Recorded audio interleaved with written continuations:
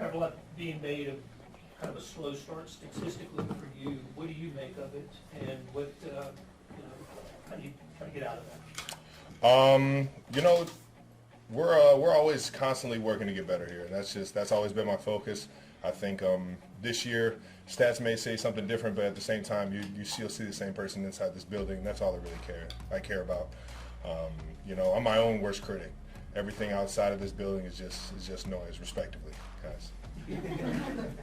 How much more equipped are you, maturity-wise, to handle maybe not getting 6 or 8 or 10 targets again, maybe than you would have been years ago?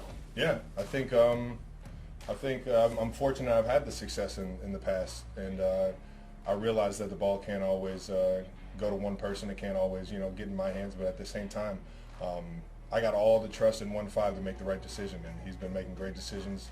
We might not be putting up as much points as we want to, but at the same time, we're 3-0 and we're doing something right.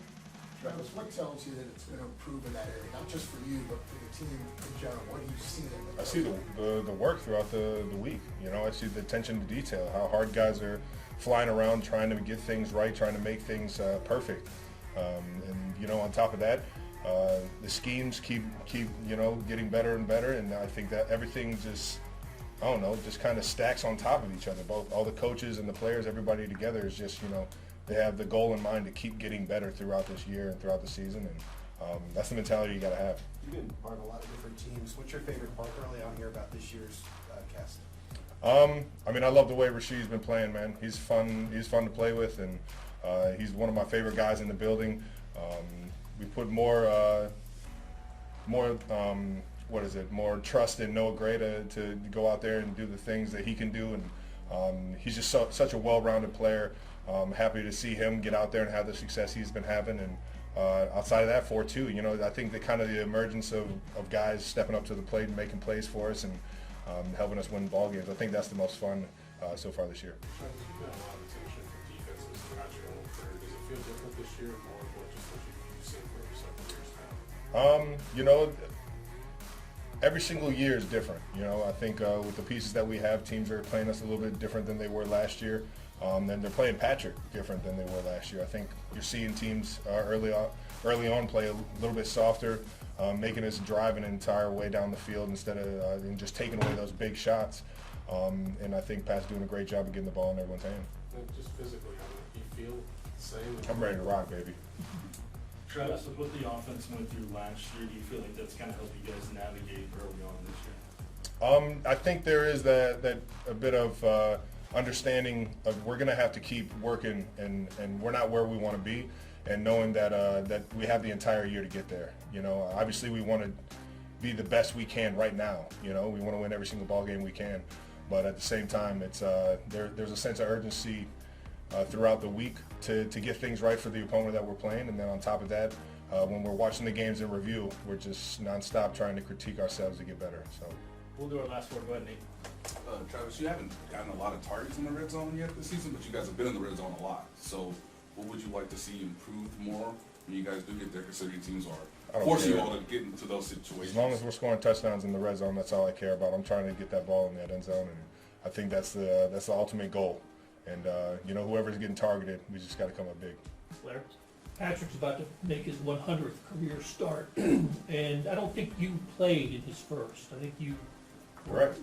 In Denver, right? Yeah, it was like 5 degrees, I remember that day. I was going to ask you what else you remember about watching him from the sideline at his first start. Well, we all were just excited to see him finally go out and cut it loose. He had worked his tail off, and he had been, he had been in his playbook and worked, been on scout team, thrown around, and on top of that, and he was just a fun teammate. So everybody was excited to see him go out there and just, cut it loose and have some fun. And because we all saw how much he enjoyed practice and enjoyed playing the game of football.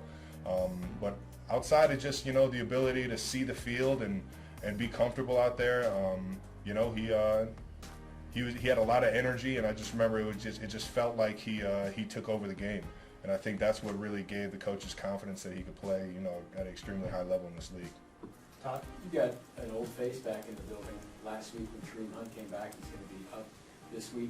You guys had a special relationship with Cleveland guys and all that. A couple things. First, back in 2018, how disappointed were you for him and all that whole situation? And did you ever think he'd be back here? And how's he kind of jumped back in with some of the guys he knows? My brother from another, man. He's a good old Northeast Ohio ball player right there, man. He plays the game right, and he really is a good friend of mine. He's a great guy. Outside of everything that happened, you know, I've always kind of had in the back of my mind, I really hope he gets another chance, not only here, but another chance in the league to start, and sure enough, he got that chance, and just happy to have the guy back in the building. It's been nothing but smiles and laughs since he's been back, and excited to see him go out there on Sunday. What's he look like on the practice field? Flying around, man. He looks like Kareem Hunt. It's exciting. What's up?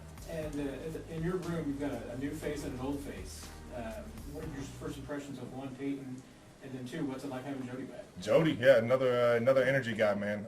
Jody F. We miss Jody since he left, but at the same time, he comes right in, still working as hard as he's ever worked, still trying to prove himself, and still, you know, just getting better, constantly getting better. And I think Jody's a great guy to have in the building, and on top of that, Hendy's a great dude, man. He's been working his tail off, trying to get ingrained into this offense and understand just the little nuances here and there. And you know, I think we're all trying to critique ourselves to keep getting better and to keep, you know, progressing in the tight end room. And you know, we got a lot of athletes and a lot of guys that can play some ball in there. Travis Kelce in an interview after the end of the Chiefs practice session in preparation for the game against the Los Angeles Chargers on Sunday. On Friday, September 27th, Kelce revealed about the reunion of his family and the Swift family during the upcoming game between the Chiefs vs. Chargers on Sunday. Previously, Travis Kelce's mother Donna Kelce also had an interview when she praised Taylor Swift. Donna Kelce admitted that her son, Chiefs star Travis Kelce, loves the attention from his relationship with Taylor Swift, while Kelce was a star in his regard thanks to his three-time Super Bowl-winning football prowess. His notoriety ballooned when he started dating the pop star last year. In an interview with Extra, Donna was asked how her youngest son has handled the heightened popularity. "He's always been one to be in the limelight. He loves attention. I mean it, he's always dancing, always joking around, always having fun. He just loves life," she told the outlet. "It just seems like his life is on a trajectory that just is rising every single day," Donna added. "Every time I turn around, I'm seeing him doing something different, whether it's on the golf course, or at a concert, or whatever, he's just having his best life right now." Donna also added that her son intentionally does things to get a reaction out of people, including his controversially colorful outfits. "A lot of the antics that he does, whether it's on the field or elsewhere," she shared. "Even with his clothes sometimes, he's like, I just want a smile out of people." Donna expressed how proud she is of her son for handling the newfound fame pretty well. The mother of two Super Bowl winners spent a significant amount of time with the 14-time Grammy winner at Chiefs games. Speaking to Page 6, Donna talked about why she thinks her son and the singer are a good match for each other. "He's a good guy. He really is. He's good. He's kind. He's generous. And from what I understand, so is she," she told Page 6 at the premiere of Travis' new show, Grotesquerie, in New York City on Monday.